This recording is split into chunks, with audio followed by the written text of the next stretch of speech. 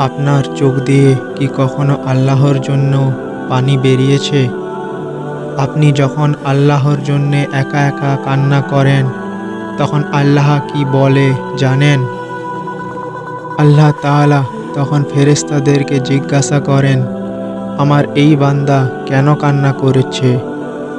ফেরেশতারা তখন বলে, হে আল্লাহ, আপনার এই বান্দা সুখী নয়। হে আল্লাহ, আপনি জানেন আপনার এই বান্দার হৃদয়ে কি আছে।